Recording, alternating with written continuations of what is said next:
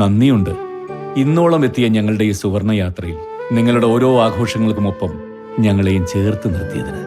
Beauty mark gold and diamonds, specially for U.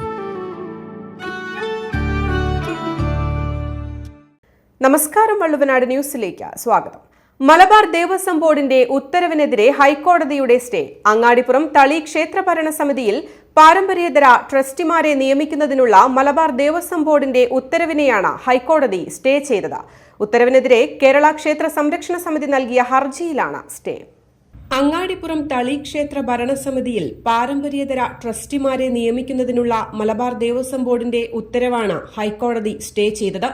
ഉത്തരവിനെതിരെ കേരള ക്ഷേത്ര സംരക്ഷണ സമിതി നൽകിയ ഹർജിയിലാണ് സ്റ്റേ.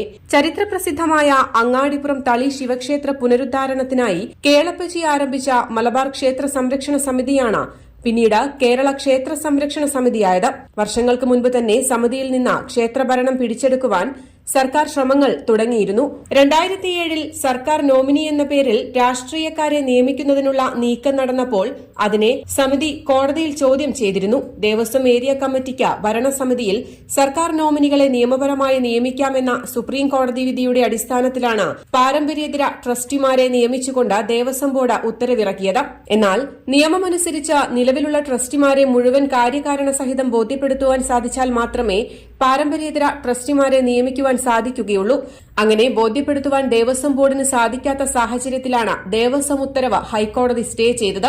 ക്ഷേത്ര സംരക്ഷണ സമിതിക്ക് വേണ്ടി അഡ്വക്കേറ്റ് വി സജിത് കുമാർ ഹാജരായി. News desk, Valluvanad news.